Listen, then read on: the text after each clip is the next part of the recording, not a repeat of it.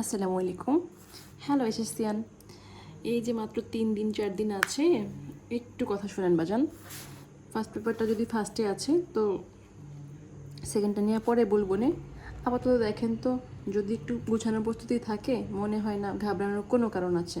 দেখেন সিনটা যদি কমন পড়ে যায়, ওখান থেকে পাচ্ছেন কত এমসিকিউ কোয়েশ্চেন, আর ফিল ইন দ্য গ্যাপস মিলিয়ে পাচ্ছেন সিন থেকে 22, আনসিন থেকে পাচ্ছেন কত 15। এখানেই 37 হয়ে যায় বাজান, নো টেনশন। তারপরে যাও সাহিত্য অংশ। সাহিত্য অংশের জন্য শীটটা দিয়ে দিয়েছি ইউটিউব চ্যানেলে, তো ওখান থেকে কনফার্ম ইনশাল্লাহ কমন পড়বে। তো পাক্কা 20, সাহিত্যের 20 মিলায় হচ্ছে কত তোমার 57। এছাড়া রাইটিং পার্টে স্টোরি আর ডায়লগ ওখানে আছে 30, আর কলাম আর রিয়ারেঞ্জ ওখানে আছে তোমার 13, টোটালি 100। একদম তুমি বাদ সাদ দিয়ে দেখো 94 পাওয়া পসিবল। গুছানো একটা প্রস্তুতি থাকলে 94 পাওয়া ঘটনা না। এখান থেকে বাদ দেওয়া হইলে আরও 10 বাদ দিয়ে দাও, তাও তো 84 থাকে। তো সো ডোন্ট ওয়ারি। তো আজকে ভাবছিলাম হচ্ছে পোয়েমটা ধরা দরকার, আরও আগে ক্লাস দেওয়া উচিত ছিল, কিন্তু আমি রোজার মাসে পারি নাই, দেন রোজার পরেও পারি নাই। Sorry sorry sorry. তো দেখি এটা একটু পড়াই দিচ্ছি, এটা থেকে কোশ্চেন পাবা কনফার্ম। তো দেখো, আমাদের 3 নাম্বার পোয়েম, যেটা সাহিত্যের তৃতীয় পোয়েম, সেটা হচ্ছে টু মাদার্স রিমেম্বার্ড। লিখছে কে, রাইটারের নামটা অবশ্যই মুখস্থ রাখবেন, মনে রাখবেন, জোয়ান স্নো ড্যানকানসন। আমার মোস্ট ফেভারিট একটা পোয়েম। এটা হচ্ছে কি মানে এত বেশি ভালো লাগছে যে আমার মুখস্থ হয়ে গেছে পড়াইতে পড়াইতে। আই হ্যাড 2 মাদার্স, আমার 2টা মা ছিল। 2 মাদার্স আই ক্লেম, আমি 2 মাকেই দাবি করি। 2 ডিফারেন্ট পিপল, 2টা ভিন্ন মানুষ। Yet with the same name, কিন্তু নাম তাদের একই। 2 সেপারেট উমেন, 2জন ভিন্ন নারী। ডাইভার্স বাই ডিজাইন, যাদের যাদের হচ্ছে কোথায় পার্থক্য, চেহারার দিক পার্থক্য আছে গঠনে। তবুও but I love them both because they were mine, কিন্তু তারপর আমি তাদেরকে ভালোবাসি কারণ তারা দুজনই আমার।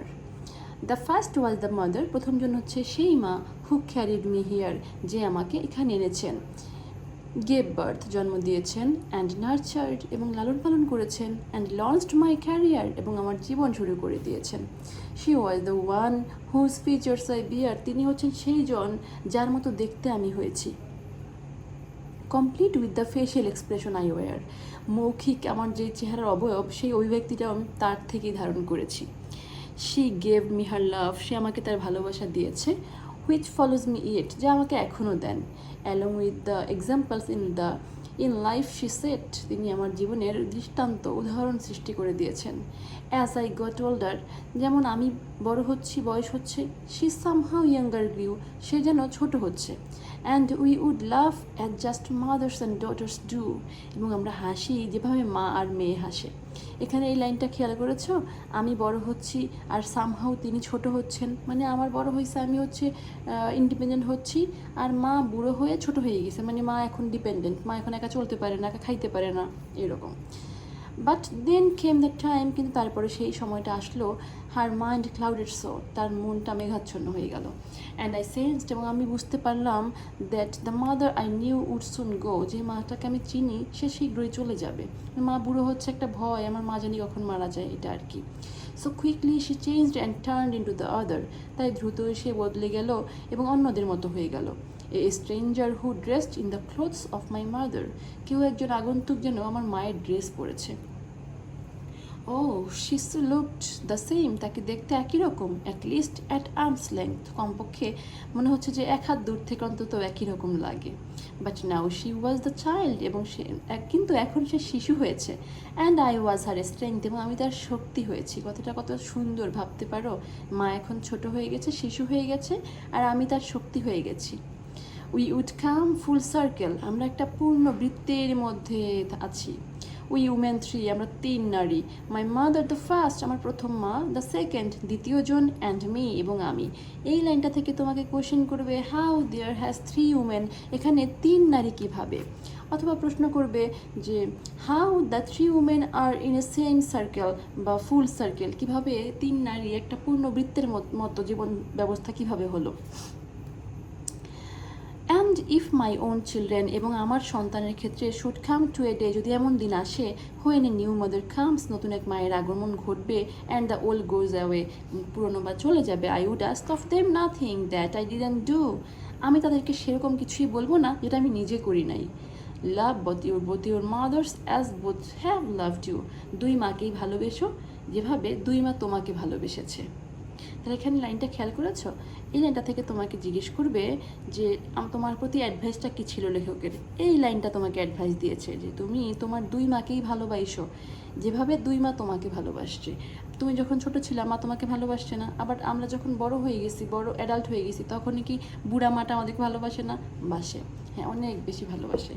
তাই জন্য আমাদেরও দায়িত্ব, যখন আমি ছোট আমার মাকে ভালোবাসবো, আমি যখন বড় হয়ে গেছি তখনও মাকে ভালোবাসবো। আরেকটা ব্যাপার সেটা হচ্ছে যে এখানে কোন লাইনটা যেন ছিল, এই যে এই লাইনটা খেয়াল করেছো যে আমি আমার সন্তানকে তা কিছু করতে বলবো না যা কিছু আমি আমার নিজের মায়ের জন্য করি নাই। মানে আমি আমার মায়ের জন্য যতটুকু করেছি আশা করবো আমার সন্তানও আমার জন্য করবে। এই যে সার্কেলের মতো। তো দেখেন সাহিত্য শিক্ষা, এই যে আপনাকে যদি প্রশ্ন করে what is the main theme of the poem two mothers remember, কী বলবেন? বলবেন the main theme of the poem two mothers remember is a deep bonding between a mother and daughter, হ্যাঁ, and the unconditional love of a mother, এবং এক মায়ের নিঃস্বার্থ ভালোবাসা। তাহলে এখানে হয়তো দেখা যাচ্ছে না ভালো, ইউটিউব চ্যানেলে গেলে দেখবা যে আমি পোস্ট করে দিয়েছি ছবি, ওখান থেকে তুমি রাইট ডাউন করে নিও। আর ইম্পর্টেন্ট প্রশ্ন হচ্ছে কিভাবে দুই মা ভিন্ন, কিভাবে ভিন্ন কবিতার মধ্যে কিন্তু বলেছে দুই মায়ের চেহারার গঠনটা পাল্টাইছে। এক মা ছিল ডিপেন্ডেন্ট আর এক মা ইন্ডিপেন্ডেন্ট, এক মা ছিল ইয়াং আর এক মা ওল্ড, এই পার্থক্যগুলা। আর সেম কিভাবে বাজান? সেম হচ্ছে দুই মায়ের চেহারার গঠন একই রকম, চেহারা গঠনের পার্থক্য আসছে, সেম হচ্ছে তারা সেম পারসন। তাহলে কী বলবা?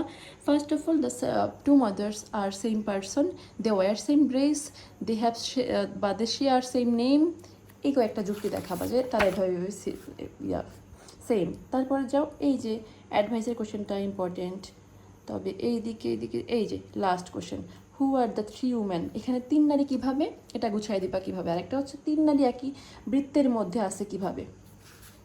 তো দেখেন ইন দ্য পোয়েম, একটা কথা, প্রত্যেকটা পোয়েমের কোশ্চেন যখন লেখা শুরু করবা অ্যাকর্ডিং টু দ্য পোয়েম বা ইন দ্য পোয়েম অমুক বলে নিবা। তাহলে দেখি আমরা আমি কি বলবো এখানে, in the poem two mothers remembered one woman is the speaker's mother in old young age, and the second one is her mother in her old age, and the third one is the speaker own self, তৃতীয় মা হচ্ছে সে নিজে। তা এখানে আরেকটু বলতে পারো, এইটুকু বললে কিন্তু হয়ে যাবে আনসার। যদি হচ্ছে আরেকটু বলতে চাও সেক্ষেত্রে এটা অ্যাড করতে পারো যে প্রথম মা জন্ম দিয়েছে, তাকে লালন পালন করেছে, আর সময় পরিবর্তনে তিনি ওল্ডার হয়েছে এবং তার মেয়ের উপর ডিপেন্ডেন্ট হয়ে গেছে। তাহলে কী দাঁড়ালো?